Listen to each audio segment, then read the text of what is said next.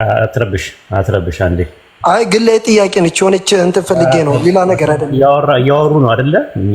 እሺ አፍወን ጠብቃለሁ አፍወን።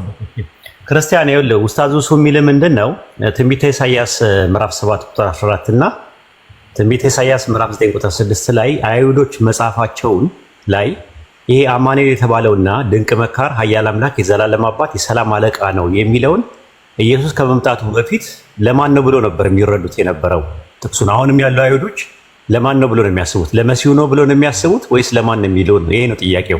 ለመሲሁ ነው፣ ለሚመጣው መሲህ ብለው። ማስረጃ ስጠን፣ ወይ ከታርገም ስጠን፣ ወይ ከሚድራሽ ስጠን፣ ወይ ደግሞ ከታልሙድ ስጠን። ከሶስቱ አይሁዶች የሚረዱበት መጽሐፍቶቻቸው ኮሜንት የሚያደርጉበት መጽሐፍ አላቸው። ኢሳይያስ 9:6ን ኮሜንት ያደረጉበት የባቢሎን ታልሙድ አለ፣ ታርገም አለ፣ ታርገም ዮናታን አለ፣ ታርገም ኢየሩሳሌም አለ፣ ሚድራሽ አለ፣ ማብራሪያቸው አለ፣ ኮሜንተሪያቸው አለ። ወይ ደግሞ አንድ ራባይ በዚህ ዘመን ያለ ራባይ ጥቀስና ኢሳይያስ 9:6 ላይ ያለውን ለመሲሁ ነው የምንጠቀምበት ብለው እንደፈቱት የሚያሳይ ማስረጃ አቅርብ ነው ያለ ኡስታዝ ሱ። ካለ ታመጣለህ፣ ከሌለ ደግሞ የለኝም ትላለህ። ይሄ ነው እርሱ። አሁን ወይ ድዬ ልነግርህ እዚህ ጋር ልነግርህ የምችለው ነገር ምንድነው? እኔ ጋር የመጣው ሁሱ እዛ ጋር ሁሱ እየተናገረው ምንድነው? ለነብያችን ነው የተረጎመለት። እኛ ደግሞ ክርስቲያኖች ወደ ሌላ ቨርዥን እንሄዳለን። እኔ ክርስቲያኖች ነው ክዬ ነው የአይሁዶችን አዎ ለመሲሁ ነው ስላልክ አሁንም ኡስታዝ ሱ ያለው ስቲክ አድርጎ የሚጠብቀው ምንድን ነው? አይሁዳኖች ኢሳይያስ 9:6 እና ኢሳይያስ 7:14 ላይ ያለውን ጥቅስ ለመሲሁ ነው ለሚመጣው መሲህ ነው ብለው እንደሚጠቀሙ የሚያሳይ የታልሙድ ማስረጃ፣ የታርገም ማስረጃ እና የሚድራሽ ማስረጃ አምጣ። ኢቭን እዛ መጽሐፍ ላይ ቆይ እንዳጨርሰኝ ጉጬን እዛ መጽሐፍ ላይ ከሌለ ራባዮቹ ወይም ደግሞ በዘመናችን ያሉት የአይሁዳኖች ሊቃውንት ይህን ጥቅስ ለመሲሁ የተጠቀመበት አንድ እንትን አምጣ ነው፣ ኤቪደንስ አምጣ ነው። ካለ አለ ብለህ ትቀጥላለህ፣ ከሌለ የለም ትላለህ እንጂ ዝም ብለህ አሁን ደግሞ ሌላ ቦታ ላይ እየሄድክ አይደለም። ያ ደግሞ አባሮች ጨዋታ አይደለም። ትከሻ መለካካትና የሆነ እውቀት መፈታተሽ አይደለም ያዝ ነው፣ መማማር ነው ያዝ ነው። ስለዚህ አሁን አምጣና ወደዛ እንቀጥላለን አይደል? ውስጣውሱ እንደዛ አይደለም። እኔ ሁሲ አሁንም እዚህ ጋር ላስረዳ ልነግርህ የምችለው ነገር ምንድነው? ይሄን ጥቅስ ኢሳይያስ 9:16ን አይሁዶች እየጠበቁት ነው፣ የሚመጣ መሲህ አለ ብለው እየጠበቁት ነው። እኛ ክርስቲያኖች ግን መጥቶልናል፣ ኢየሱስ ክርስቶስ ያ መሲህ ነው ብለን ተቀብለናል። ይሄን ያስረዱበት አሁንም እስቲል እየጠበቁ ነው። እስቲል እየጠበቁ እኮ ነው እነሱ መሲህ እየጠበቁ ነው። ክርስቲያን መሲህ እየጠበቁ ነው አይደለም እኮ አይደለም ጥያቄው። ኢሳይያስ ምዕራፍ 9 ቁጥር 6 እና ኢሳይያስ 9:16 ነበር። አርመው ራሱ ቁጥሩ ተሳስተሃል። ኢሳይያስ 7:14 ላይ ያለውን ጥቅስ ዘ ፕሮሚስድ መሳያ ለመሲሁ ነው ለመሺያህ ለሚባለው ለሱ ነው ብለው አይሁዶች ይጠብቁ እንደነበረ የሚያሳይ ማስረጃ፣ ሂስቶሪካል ኤቪደንስ፣ ቢብሊካል ኤቪደንስ፣ ከዛም ባሻገር ደግሞ ታልሙዲክ ኤቪደንስ አምጣ ነው ያለ። ካለ አለ በለን፣ ከሌለ የለም በለንና ወደ ቀጣዩ እዛው አርጊውመንት ላይ ስለማን ነው የሚያወራው ጥቅሱ የሚለው መነጋገር እንችላለን። እዚህ ጋር እኔ አይሁድ ስላልሆንኩኝ እዛ ጋር ማስረጃ የለም እዛ ጋር ብዬ ልናገር አልችልም። እኔ ክርስቲያን ነኝ፣ ግን እንደ ክርስቲያንነቴ ያ መሲህ ክርስቶስ ነው። ለዛ ነው የሚጠብቁት ላልከው ነገር ማስረጃ አምጣ፣ ወይ ደግሞ አሳይመንት ስጡኝ በል፣ የቤት ስራ ስጡኝ በል እንጂ ዝም ብለህ በጨበጣ አይደለም። አሳይመንቱን እቀበላለሁ እንደ ማስረጃ ለኔ መውቀት ስለሚሆነው አይደለም። ጨበጣ አይደለም እኮ ከየት አመጣ ኡስታዝ ሱ ቢባል የክርስቲያን የሚባል ልጅ አንድ ቲክቶክ ላይ አለ፣ እሱ ነው የነገረኝ ማለት የለበትም። ኤቪደንስ ነው በአሁኑ ሰዓት የሚያስፈልገው። ስለዚህ ምንድነው ይሄ ጥቅስ ለመሲሁ ከሆነ ለመሲሁ እንደሆነ የሚያሳይ ማስረጃ አምጣ ነው። ካለ ስጠን፣ ከሌለ የለም በልና ወደ ቀጣዩ። አይ አሳይመንት የቤት ስራ ልውሰድበት በዚህ ጉዳይ ላይ ላጥና ካልክ ደግሞ አጥነተህ ትመጣለህ ማለት ነው። የአይሁዶችን እንደ አሳይመንት ልቀበለው እንችላለን፣ እነሱ ነው ከየ መናገር ስለማልችል ማለት ነው። ክርስቲያኖች እኛ ግን ክርስቶስ ኢየሱስ ነው ብለን ነው የምናምነው። ስለዚህ አሳይመንት ውሰድ ጥቅሱ። የአይሁዶችን ወስዳለሁ። በቃ አይሁዶች ይሄን ጥቅስ ለኢየሱስ ክርስቶስ ነው ብለው ሲጠብቁ እንደነበር እሱን አሁንም እስቲል እየጠበቁ እንዳሉ ማለት ነው። አሁን ይጠብቃሉ አይጠብቁም አይደለም ጥያቄው። ያን ጥቅስ መሰረት አድርገው ይህ ስለ ኢየሱስ ነው የተናገረው ይመጣልናል ብለው ሲጠብቁ እንደነበረ እሱን ነው እየጠየቅን ያለን። በእኛ እሱ ተግባባን። ትክክል። እሱን አረጋግጥልሃለሁ። ይሄኛው ግን ለነብዩ እንደሆነ ደግሞ ምን ብለዋል? እኛ ክርስቲያኖች ያ ጥቅስ ስለ ኢየሱስ ነው የሚናገረው ብለን እናምናለን ያልከው አይደለ? ትክክል። በጣም ጥሩ። ያን ጥቅስ ከአራቱ የወንጌል ባለቤቶች እንደ ጳውሎስንም ጨምርና ይህ ጥቅስ ስለ ኢየሱስ ነው የሚናገረው ብሎ የፈታ አንድ የመጽሐፍ የአዲስ ኪዳን ባለቤት አምጣ። ምን አልከኝ? ሰምታ ያን ጥቅስ ስለ ኢየሱስ ክርስቶስ የተነገረ ትንቢት ነው ብሎ ያስቀመጠ አንድ የመጽሐፍ ቅዱስ የአዲስ ኪዳን ባለቤት አምጣ። አራቱንም ወንጌላት እነ ጳውሎስን ጨምራቸው። ራሱ ነግሮናል እኮ ኢየሱስ እንደውም ከወንጌል ከነሱ ይልቅ ራሱ ክርስቶስ ነግሮናል እኮ። በጣም ጥሩ ጥቅሱን አንብበውና ከዛ ኢየሱስ ክርስቶስ የተናገረበትን የትንቢት ስለኔ የተናገረ ያለበትን ትሰጠናለህ። ጥቅሱ ምን ይላል? መጽሐፍ እያወጣሁ ነው የምነግርህ። ጥቅሱን አንብበውና አንዴ ግን አሁን እኔ ጋር ሀሳቡ ተቀየረ። እርሳችን አልተቀየረም፣ ችግር የለው። ወደ እሱ እንሄዳለን። እኔ ልጠይቅ የገባሁት እዚህ ጋር የገባሁት አንተ ገባሁት። አሁን እሱ ነበር ታውቃላችሁ፣ እኛ ክርስቲያኖች እናምናለን ብሎ ሊሄድ ነበር። ክርስቲያኖች ራሱ የአዲስ ኪዳን ባለቤቶች ራሱ አያምኑ። ይሄ እምነት የእናንተ የክርስቲያኖች የራሳቸው ብቻ እንጂ የአዲስ ኪዳን ባለቤቶች ጋር ይሄን ጥቅስ ለኢየሱስ ክርስቶስ ነው የተነገረው ብሎ የተናገረ አንዲትም ሰው ልታመጣ አትችልም። አንዴ ይቅርታ አስቀየርከው ርዕሱን እኮ አሁን ስለ ነብዩ እችናት ያልከኝ ወደ እሱ እንሄዳለን። ነገር ግን ክርስቲያኖች እንደዚያ ነው የምናምነው የአዲስ ኪዳን ባለቤቶች ስላልክ ከአዲስ ኪዳን ጸሐፊዎች ይህን ጥቅስ አምጥቶ ለኢየሱስ ክርስቶስ የተነገረ ትንቢት ነው ያለ ማቴዎስም ይሁን ማርቆስም ይሁን ሉቃስም ዮሐንስም ወይንም ጳውሎስም ጨምርና አንድ ልታመጣ ትችላለህ ወይ? እኔ ሁሎች የተናገሩትን ማመጣልሃለሁ፣ ራሱ ክርስቶስ የነገረንን ማመጣልሃለሁ። ግን እዚህ ጋር ምን ይላል? ወንድ ልጅንም አንድ ያዳምጥሽ፣ እነሆ ሕፃን ተወልዶልናል ይላል አይደለ? አለቅነትም ላይ ተደርጎልናል፣ ስሙም ድንቅ መካር፣ ኃያል አምላክ፣ የዘላለም አምላክ ተብሎ ይጠራል ይላል። ይሄን ጥቅስ ጠቅሶ ስለ ኢየሱስ ክርስቶስ ነው የተነገረው ብሎ ያስቀመጠ ይሄን ትንቢት ያስቀመጠ አዲስ ኪዳን የአዲስ ኪዳን ባለቤቶች አላንተስ ማን ነው? እሺ ደረድርላለሁ፣ እሱዬ እሺ ደረድርላለሁ። ግን አንዴ ርዕስ አታስቀይረኝ። እሺ ሳይሆን አንድ ስጠን። አንድ አታስቀይረኛ። ስለ ነብዩ የኔ ጠይቅ ነው አልቀየረም። ወደ እሱ እንመጣለን። ይሄን አንተ ለክርስቲያኖች እኛ ስለምናምንበት ነው ስላልክ ክርስቲያኖች ራሱ እንደማያምኑበት ላስረዳ ስለፈለኩ ነው። አሁን ይሄን ትንቢት ለኢየሱስ ክርስቶስ ነው የተናገረው ብሎ ያስቀመጠ የአዲስ ኪዳን ባለቤት አዳምጣ። ምንም እኮ ወዲያ እነሱ ሰባኪያን የሰበኩት ሳንደርስ ክርስቶስ የተናገረበት ሳንደርስ ገና ቅዱስ ገብርኤል ለድንግል ማርያም ሲያበስራት እሱ እዚህ ጋር ነብዩን ትንበያውን ተናግሮ ነው እንትን ያለው ልጅንም ትወልጃለሽ እሱም ቅዱስ ነው ብሎ የተናገረ እዚህ ጋር የተናገረውን ጽሑፍ ነው የተናገረ ማለት ነው። ወዲያ ሳንደርስ ማለት ነው። በጣም ጥሩ። እዛ ጋር የተናገረውን ጽሑፍ እዛ ነው የተናገረው። አሁን እናውጣውና ታሳየናለህ።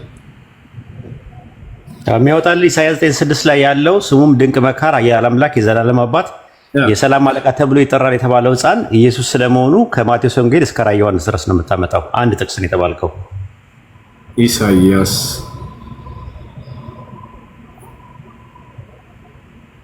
ያሽ ይታያል። ክርስቲያን ሄሎ ይታየኛል። አዎ አንብበው።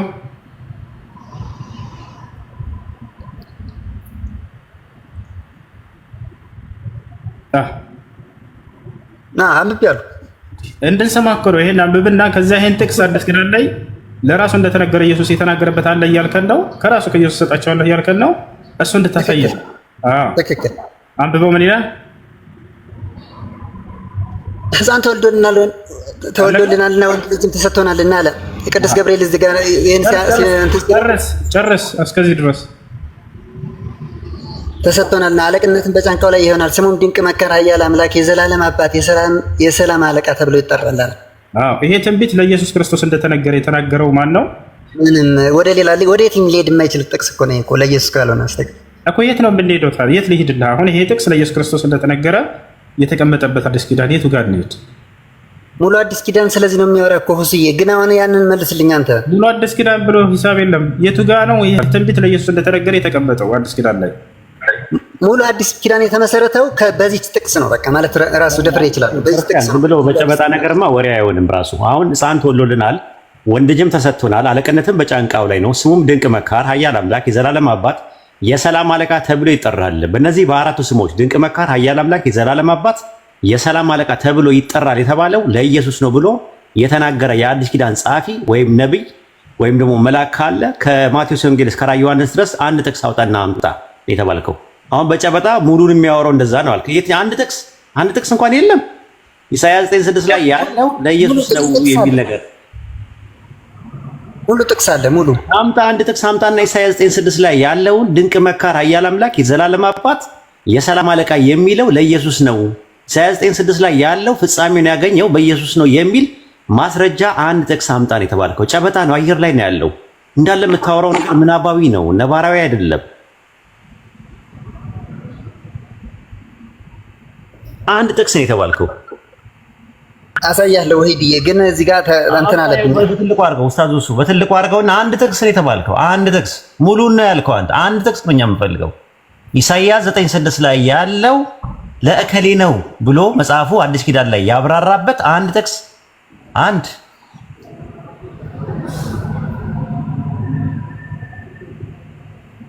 መልአኩ ያበሰረውን አንዴ ላስረዳ። አንዴ ቆይ እሺ፣ መልአኩ ያበሰረውን ብቻ ላሳይና ሌላው ይቀርብን ማለት ነው። አንዴ አምጣው።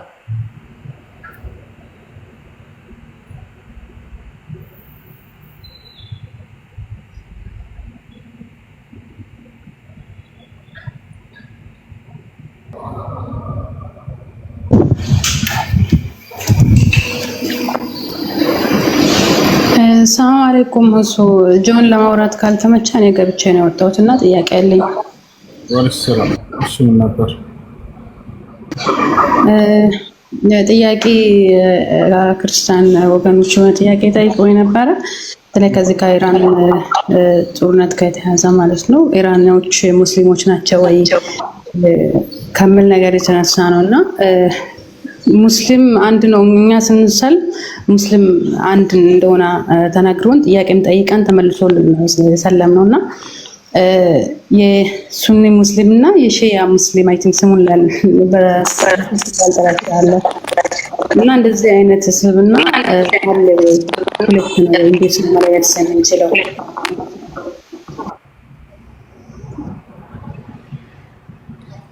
ይሄ ለነሱ ምን እንደሚጠቅማቸው አላውቅም። ክርስቲያኖች ማለት ነው። ወደ ሰው ጥያቄ ሲያነሳ ጊዜ ከሱ ዘንድ ከእርሱ ያኔ የተሻለ የሆነ ነገር ካለ ሌሎችን በመተቸት ደረጃ ጥያቄ ሊያነሳ ይችላል። እኔ ዘንድ ጥሩ ነገር አለ ብዬ ካሰብኩኝ ከዚያኛው ጋር ጉድለት ያለበትን ነገር አንስቼ ጥያቄ ልጠይቅ እችላለሁ። የተሻለ ነገር ሳይኖረው እንዴት ነው ሰው ሌሎችን ላይ ጥያቄ ሊያነሳ የሚችለው? እንደ አጠቃላይ ኢስላም አንድ ነው። ከአደም ጀምሮ እስከ መጨረሻ ዘመን ድረስ አንድ ሃይማኖት ነው ኢስላም። ኢስላም በፍጹም የሚከፋፈል ሃይማኖት አይደለም። ገብታችኋል አይደል? ነቢያችን ሰለላሁ ዐለይሂ ወሰለም እስልምና ለ73 ይከፋፈላል ብለው ብዙ ሰዎች ያወራሉ። ስህተት ነው። እስልምና አይከፋፈልም። ነገር ግን ሙስሊም ነን የሚሉ ሰዎች ሊለያዩ ይችላሉ በሀሳብ ልዩነት። ገብታችኋል አይደል? በሀሳብ ልዩነት ሊኖር ይችላል በመካከላቸው። ያ ነው እንጂ ያለው ነገር የእስልምና መከፋፈል አይደለም። የእስልምና መከፋፈል አይደለም በፍጹም። ዛሬ ላይ እነዚህ አንጃዎች መከሰታቸውን ነቢያችን ሰለላሁ ዐለይሂ ወሰለም በትንቢት ደረጃ ተናግረዋቸዋል። እንዳውም የነብይነታቸው ትልቅ ማረጋገጫ ናቸው። አንድ ነቢይ ስለ ወደፊት ትንቢትን ይናገራል። በተናገረው መልኩ ያ ትንቢት ሲፈጸም ካያቸው የነብይነቱ ማረጋገጫ ነው ይሄ። ነቢያችን ሰለላሁ ዐለይሂ ወሰለም በዘመናቸው አንድ ፊርቃ ሳይኖር ወደፊት ፊርቃዎች እንደሚነሱ ተናግረው እንዳሉትም ተከሰቱ። هذا يدل على صدق نبوته صلى الله عليه وسلم። ይህ የትክክለኛ የእውነተኛ ነብይነታቸውን የሚያረጋግጥ ነገር ነው። እንዳው ትንቢቱን ሲናገሩ ነቢያችን ሰለላሁ ዐለይሂ ወሰለም ምን አሉ? افترقت اليهود على 71 فرقة وافترقت النصارى على 72 فرقة وستفترق أمتي على 73 فرقة كلها في النار إلا واحدة። ወደፊት ኡመቶቼ ለ73 ይከፋፈላሉ አሉ እንጂ እስልምና ለ73 ይከፋፈላል አላሉ። እስልምና አይከፋፈልም። እስልምና እስከ ዓለም ፍጻሜ ድረስ ጸንቶ የሚቆይ የሆነ ሃይማኖት ነው። ገብቷችኋል አይደል? ይህ ነው እና ሰዎቹ በሀሳብ ልዩነት በመካከላቸው ይከሰታል እንጂ በፍጹም የሃይማኖት መለያየት አይደለም። የሀሳብ ልዩነት ደግሞ እስከ ዓለም ፍጻሜ ድረስ በሰዎች መካከል ያለ ነገር ነው። አላህ በሱረቱል ሁድ ላይ ሲናገር ወላ የዛሉነ ሙኽተሊፊን ኢላ መን ረሒመ ረቡክ አለ። ሰዎች ከመለያየት አይወገዱም በሀሳብ እያለ ይናገራል። ያ ነው። እሺ ይህ ነገር ከእነርሱ ዘንድ አለ ወይ? በደንብ አድርጓል። እንዳውም እኛ ጋር ይኸው እነዚህን ቁርአን አንድ አምላክ አላህ ሱብሓነሁ ወተዓላ በእርሱ ላይ ልክ እንዲሁ ደግሞ ቁርአንና ሐዲስ ቅብላችን አንድ በእነዚህ ነገራቶች አንድ ሆኖ ሳለ በሌላ ነገራቶች እንለያያለን። እነሱ ጋርስ በጣም በበርካታ በመጽሐፍ ራሱ ይለያያል እንዴ? የ66 ባለቤቶች የ81 አሐዱ ባለቤቶች አንዱ የሌላውና ሐሰተኛ መጽሐፍ ነው ይላል። ተመልከቱ። እነዚህ ሰዎች ግን ሻዒዎች ሙስሊሞች ቁርአንን እንቀበላለን ይላሉ። يعني أغلبهم يقولون هكذا وإن كان ضائفة يعني ممن يقولون بتحريف القرآن ነገር ግን እንደዚያ ሆኖ የግንዛቤ ልዩነት አለ። አይሽ አይደለ? የግንዛቤ ልዩነት መካከል መኖር ያለ ነገር ነው ይከሰታል። ያ እና እስልምና የተከፋፈለ ሃይማኖት አይደለም፣ ኢስላም አንድ ነው። ነገር ግን የሰዎች የሐሳብ ልዩነት አለ ወይ? አዎ አለ። ይሄ ነገር የነብዩ ሰለላሁ ዐለይሂ ወሰለም እንዳውም የነብይነታቸው ማረጋገጫ ሆኖ የተነገረ ነገር ነው። ወደፊት እንደሚከሰት እውነተኛ ነብይ እንደሆነ የዚህ ሃይማኖት ባለቤት የሚያረጋግጥ የሆነ ነገር ነው። ይህን ይመስላል። ኡስታዝ ወይ የምትጨምርላት ነገር ካለ ጨምርላት። አይ የምጨምረው የለም። ጀዛከላ ኸይረን ጀዛ። ቪዲዮ አንድ አጋጣሚ በቀደም ከአቡሳላ ጋር ስናወራ ጥያቄው ተነስቶ የሺያዎች አጀማመር እንዴት እንደነበረ ከመጀመሪያው ጀምሮ ያወራንበት አንድ እንትን ዩቲዩብ ላይ ተለቀዋል እና እዛ ላይ ምናልባት ለፒኬ ልክልሻለሁ። ፒኬን ፎሎ አድርጊውና በውስጥ ይልክልሻል። እሱን ይኸው በደንብ በስርዓት ረጅም ስለሆነ ነገር ኡስታዝ እሱ ያቀረበው ነገር ከበቂም በላይ ነው እና ኢንሻአላህ ያን ይመስላል። እንቀጥል ወደ ሌላ ነገር። እሺ አንድ ጥያቄ ልጠይቅ ፈቃደኛ ከሆናችሁ። በመጨረሻ ዘመን ላይ ተብሎ አሁን ለምሳሌ በክርስትና ላይ የተነገሩ ነገሮች አሉ። ያ ነገር በመጨረሻ ዘመን የሚፈጸሙ የሚሆኑ ነገሮች ተብሎ በእስልምና የሚታወቅ ነገር አለ ወይ? ለምሳሌ በክርስትና ላይ ጦርነት አለ፣ እናንተ ታውቃላችሁ ከኔ የበለጠና ይሄ በእስልምና አለ ወይ? አሉ ኡስታዝ ይነግርሻል። ኡስታዝ አይ ትነግራታለህ አንተ። እንትኑ ላይ በጣም ያወራንበት ነገር ይሄ ነው። የሚገርማችሁ ነገር የዘመኑ ፍጻሜ ትምህርት ብለን ስለ መሲሁ ደጃል፣ ስለ መህዲ የተለያየ ነገር በእስልምና የዘመኑ ፍጻሜ የተነገሩ ነገሮች ይሄ ስለ አይናቸው መጭማጫ ይመጣሉ ተብለው ሞንጎሎች እንዴት እንደመጡ የተለያየ ትንቢቶች ረሱል ሰለላሁ ዐለይሂ ወሰለም የተናገሩት አለ። እሱ ነገሮች ያብራራንበት ነገር ስላለ ነው። አይ ቲንክ ኡስታዝ እሱም በተወሰነ ለራህ ማስታገሻ ያክል ከብዙ በጥቂቱ የሆነ ነገር ይልሻል ማለት ነው። ኢንሻአላህ ኡስታዝ ቀጥል። መርሐባ። የሰራችሁት ቪዲዮ ካለ ያንን ጠቁማቸው ኡስታዝ፣ ሌሎች የሚማሩበት ዘንድ እንደዛ አድርጉ። ወደፊት የሚከሰቱ ጦርነቶች አሉ። ነቢያችን ሰለላሁ ዐለይሂ ወሰለም የተናገሩት ኃይለኛ ጦርነት እንደሚካሄድ ተናግረዋል። የዘመኑ ፍጻሜ ላይ የቂያማ ምልክቶች መካከል ከነዚያ መካከል ነው። በየጊዜው ጦርነት ይካሄዳል። ይሄን ተናግረዋል ነብዩ ሰለላሁ ዐለይሂ ወሰለም። የዛኔ ግን ከባድ ጦርነት መጨረሻ ዘመን ላይ ይነሳል። በየጊዜው እንደሚሆን ከእርሳቸው በኋላ ተናግረዋል በትንቢት ደረጃ። የሚገርማችሁ ነቢያችን ሰለላሁ ዐለይሂ ወሰለም የተቃረቡ ዘማን አሉ። የተቃረቡ ዘማን የኩኑ ሰነቱ ከሸህር ወሸህሩ ከልእስቡዕ ወልእስቡዑ اليوم واليوم كالساعة والساعة كالبرق ويكثر الهرج ويقل الرجال ويكثر النساء حتى يكون الرجل الواحد ل50 امرأة. نبياتنا صلى الله عليه وسلم الزيقار በጣም በርካታ ትንቢቶችን ይናገራሉ። የተቃረቡ ዘማን አሉ። ወደፊት ጊዜ በጣም ይፈጥናል አሉ። ዛሬ ላይ በሰው አንደበት ላይ ያስተውላችኋል። ጊዜው እንዴት ነው የሚፈጥነው እንላለን። አማኝም ከሃዲም ይሄን ነብያችን ሰለላሁ ዐለይሂ ወሰለም ቀድመው ተናግረውታል በትንቢት ደረጃ። ወደፊት ጊዜ በጣም የሚፈጥንበት ዘመን ይመጣል አሉ። የኩኑ ሰነቱ ከሸህር አሉ። አመት ልክ እንደ ወር ይፈጥናል አሉ። ወሸህሩ ከልእስቡዕ ወር ደግሞ ልክ እንደ ሳምንት ይፈጥናል አሉ። ወልእስቡዕ ከየውም ሳምንት ደግሞ ልክ እንደ አንድ ቀን። ወልየውሙ ከሰዓ አንዱ ቀን ደግሞ ልክ እንደ አንድ ሰዓት። ወሰዓቱ ከልበርቅ አንዱ ሰዓት ደግሞ ልክ እንደ መብረቅ በለጭታ ይፈጥናል አሉ። በዛን ጊዜ ምን እንደሚሆንም ተናገሩ። የዘመኑ ፍጻሜ ሲቃረብ እያሉ ወደፊት የሚሆነው ሲናገሩ ወየቅል ሪጃል አሉ። ወንዶችም ያንሳሉ። ወየክثሩ ኒሳ ሴቶችም ይበዛሉ አሉ። ወየክثሩ አልሐረጅ ወልሐረጅ ሁወ አልቀትል መገዳደልም ይበዛል ይዛን ያሉ። የአገዳደልን ሁኔታም ተናገሩ። ወየክثሩ አልሐረጅ ካሉ በኋላ ላ የድሪ አልቃቲሉ ሊማዛ የቅቱል ወልመቅቱሉ ሊማዛ ዩቅተል አሉ። ወደፊት መገዳደል በጣም ይበረክታል፣ ይበዛል። ገዳይ ለምን እንደሚገድል የማያውቅበት ዘመን ይመጣል። ተገዳይም በምን ምክንያት እንደሚገደል የማያውቅበት ዘመን ይመጣል አሉ። ለሰሃቦች አዲስ ነገር ነበር ያው። ዛሬ ላይ ግን ይሄ ነገር ተስተውሎ እናያለን። አይታችኋል። የፖለቲከኛ ባለቤቶች ወታደሮቻቸውን መሳሪያ ሰጥተዋቸው የሆነ አካባቢ ሄድና ግደል ይሏቸዋል። የሚገድለውን ሰው በዘመኑ አይቶት ላያውቅ ይችላል። ምን እንዳጠፋ ምን የሚያገናኘው ነገር እንደሌለ የማያውቀውን ሰው ሄዶ ሲገድል ታያላችሁ። የሚገደለውም የገጠር ሰው አይታችኋል። በምን እንደምንገደል አናውቅም የሚሉ ሰዎች ስታዩ ጊዜ የነብዩ ሰለላሁ ዐለይሂ ወሰለም ትንቢት እንደተፈጸመ ነው የማስታውሰው። ነብዩ ሰለላሁ ዐለይሂ ወሰለም ሲናገሩ ምን አሉ? በምን ምክንያት እንደሚገደል የሚያውቁበት ዘመን ይመጣል፣ ገዳይም በምን ምክንያት እንደሚገድል የማያውቅበት ዘመን ይመጣል ብለው ተናግረውታል። እና እነዚህ መገዳደሎች ይኖራሉ እስከዚያ ድረስ። የዛኔ ግን ከባዱ መገዳደል ማነው?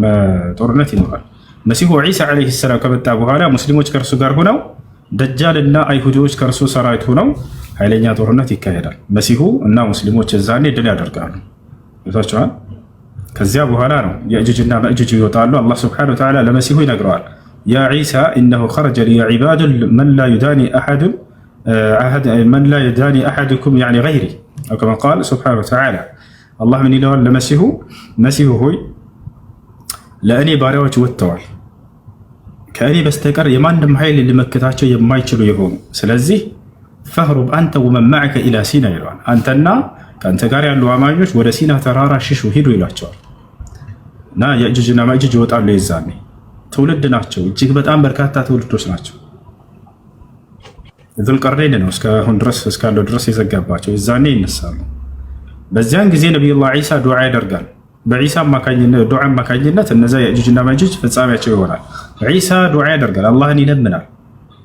ምን ይላል? አምላክ አላህ ሆይ እነዚህን የእጁጅና መእጁጅን አንተ አጥፋልን ብሎ ይለምነዋል። ፈዩህሊኩሁም ላሁ ፊ ሌይለትን ዋሂዳ አሉ ነቢ ሰለላሁ ዐለይሂ ወሰለም። አላህም በአንድ ሌሊት ይጨርሳቸዋል። ወዲያውም አላህ ሱብሓነሁ ወተዓላ አንገታቸው ረጃጅም የሆኑ ወፎችን ያስነሳና እነዚህን አስክሬናቸውን ያስነሳቸዋል፣ ወደሆነ ቦታ እንዲጥሏቸው ያደርጋል። ይህ ይሆናል እና የዛኔ መሲሁ ዒሳ ዐለይሂ ሰላም ኃይለኛ ጦርነትን ያደርጋል። ያኔ ከእርሱ በፊት መህዲ መጥቶ ነገሩን ካሳመረ በኋላ ዒሳ ዐለይሂ ሰላም ይቀጥላሉ። ደጃልን እና ከእርሱ ጋር ያሉ ሰራዊቶችን ያጠፏቸዋል ማለት ነው።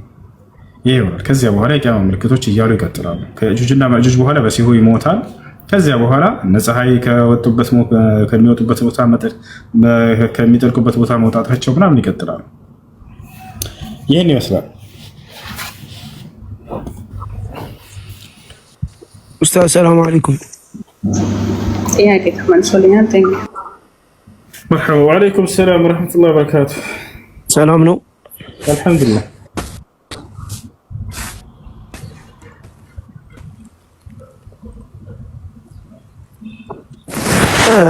ጥያቄ የሆነች ግልጽ እንድትሆንልኝ የፈለኳት ጥያቄ ነበረች። ማታ ትንሽ እንትን ያልኳት ጥያቄ ነበረች። ከእፎይ እያወራ ነበረ። ምን አለ? ሱረቱ ሰጅዳ ላይ ይሰማላ? ሱረቱ ሰጅዳ ላይ ለአምለአነ ጀሃነም ሚነል ጅነቲ ወናሲ አጅመዒን ይላል አለኝ። ከዛ እሺ ስለው እና ሀዲሱ ደግሞ ትርጉሙ ጀሃነም በጂኖችና በሰዎች ይሞላል አላህ ቃል ብሎ ገብቷል አለኝ። አይ ቃል ሳይሆን እንደ ማስጠንቀቂያ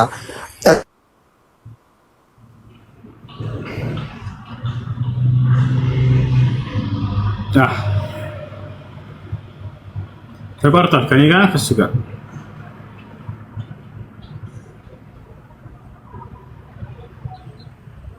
ተቋርጧል። ከኔ ጋር ነው ከሱ ጋር። ሄሎ ሄሎ፣ ይሰማል? አይ እሺ። ሰላም አለይኩም። ወአለይኩም ሰላም ወራህመቱላሂ ወበረካቱ። እሺ፣ ባለፈው የሆነ ጥያቄ ጠይቄ ነበረ እና በመሀል ኔትወርክ አወጣኝ። ጥያቄውም እዚህ ቻይና ነኝ ያለሁት እና እዚህ ሙስሊም ያልሆኑት ያው ሜሴጅ ስላልደረሳቸው ላይክ ቢሞቱ ምንድን ነው የሚሆነው ምናምን የሚለውን ነገር ጠይቄ ነበርና ላይክ ያው ካልደረሳቸው አልደረሳቸውም ነበር ምናምን ብለ የመለስከው ያው ዩቲዩብ ላይ አዳምጬው ነበረ እና ላይክ አብዛኛው ሰው ኢትዮጵያም ያለው አሁን የእስልምና ሃይማኖት እንዳለ ያውቃል። ከዛ የተረፈ ግን ምንም የሚያውቀው ነገር የለም እና አንዳንድ ሪሰርችን በራሴ አድርጌ አንዱ ምን አለ ላይክ የሆነ ፈተና አላህ ይሰጣቸዋል በየውመል ቂያማ እና በዛ ፈተና ካለፉ ወደ ጀነት ካላለፉ ደግሞ ወደ ጀሃነም ይገባሉ ምናምን ሲል ነበር እና ይህ ነገር እንዴት ይታያል? እሺ አንድ ነው እሱ ንግግር አንድ ነው። የመጀመሪያው ምንድነው ይቀጣሉ አይቀጡም ለሚለው መልስ ነው እኔ የጠየቀኝ። አዎ ትክክል፣ አይቀጡም። አላህ በቀጥታ አይቀጣም። ማስረጃ ያልደረሰውን ህዝብ ገብቷል አይደል? አዎ ምን ይሆናል ከተባለ የውመል ቂያማ አላህ ሱብሓነሁ ወተዓላ መልእክተኛን ያስነሳላቸዋል። እርሱ በሚያደርግበት መንገድ መልእክተኛን ያስነሳላቸውና ከዚያ በኋላ ትዕዛዝን ይሰጣቸዋል። ያን ትዕዛዝ ከፈጸሙ ጀነት ይገባሉ። አይ አንፈጽምም ካሉ የዛኔ ጀሃነም ይገባሉ እንጂ አላህ ሱብሓነሁ ወተዓላ በቀጥታ ወስዶ ጀሃነም አያስገባቸውም። እሱ ነው። ኦኬ እሺ። ሁለተኛ ጥያቄ ያለኝ እሱ ላይክ ይሄ ነገር መጠየቅ አብዛኛውን ጊዜ ላይክ ከልጅነቴ ጀምሮ ሁሌም ብዙ ጊዜ ጥያቄ የሚሆነብኝ ነገር ነበረ። ላይክ በተወለድኩበት ሃይማኖት ዝም ብዬ ከመከተል ምናምን በሚለው ነገር እጠራጠር ነበረ ከውስጤ። ላይክ ኢሳ ለምንድን ነው ያለ አባት የተወለደው ምናምን የሚለውን ነገር ግን አሁን ኦልሞስት ሪሰርች መስራት ከጀመርኩኝ በኋላ ላይክ ማለት ቁርአንን ካየሁት ትርጉሙን ጨርሻለሁ፣ ግን ትርጉሙን አላውቀውም። ላይክ በእንግሊዘኛ ቼክ ሳረግ ላይክ ስሜታዊ ያደርገኛል። ዛሊካ ሚን አንባኢል ገይቢ ኑሂሂ ኢለይክ ወማ ኩንተ ለደይሂም ኢዛ ጀመዑ አምረሁም ወሁም የምኩሩን ይላል እና ይህንን ነገር አያ ካየው በኋላ ነው ላይክ እንደ ነቢዩና ሙሐመድ አለይሂ ሰላቱ ወሰላም እንዳልጻፉት የገባኝ ማለት ነው። አሁን ላይክ የኢማን ሌቭ ወይም የጨመረው ከዛ በፊት እዚህ ኮሪያ ጴንጤዎች ናቸው እና ለትምህርት ሲባል እነሱ ጋር ሕክምና ለመማር ቸርች እገባለሁ። እዛ ደግሞ የገባሁት እኔ ቸርች ግዴታ ስለሆነብኝ ነው። እንደዛ ከሆነ ትምህርቴን መማር አልችልም። ሶ እገባና እቀመጣለሁ።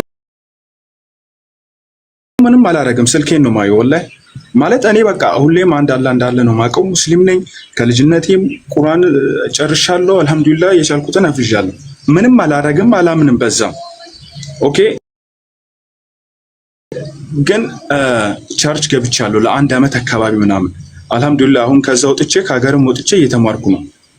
እና እንዴት ነው ያኔ ወስዋስ በነበረብኝ ጊዜ ማለት መጠራጠሪ ደግሞ ወይ ሙናፊቅ አድርጎኛል የሚለው ነገር አሁን ሳስበው እኔ እንጃ።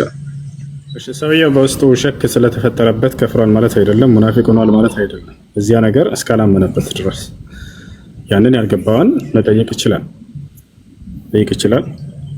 እና الإنسان لا يؤاخذ بما يفكر به في نفسه كما قال سبحانه وتعالى لا يكلف الله نفسا إلا وسعها لها ما كسبت وعليها ما اكتسبت ማንም ነፍስ የሰራችው ስራ አለባት እንጂ ያሰበችው ነገር የለባትም።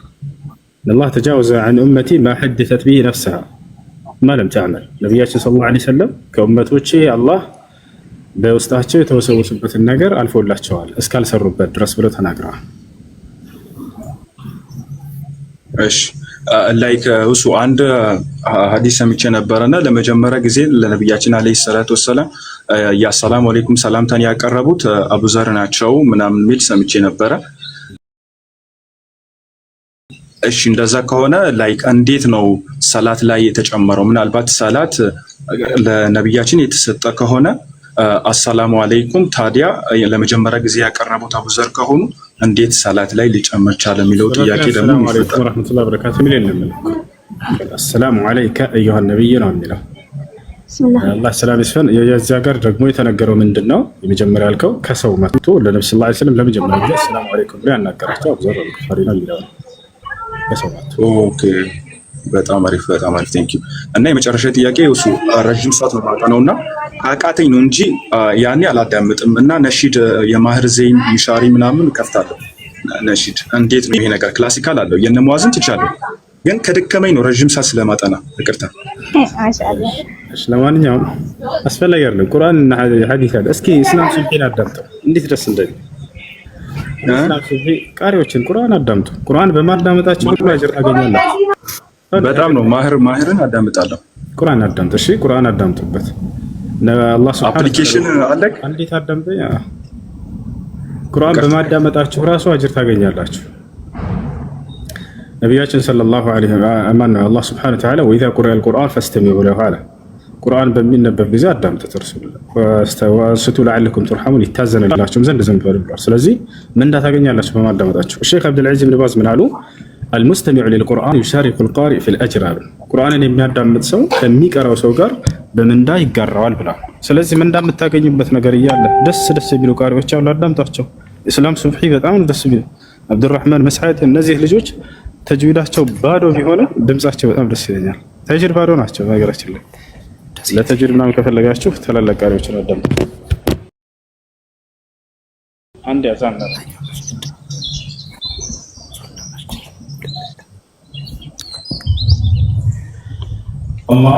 አክበር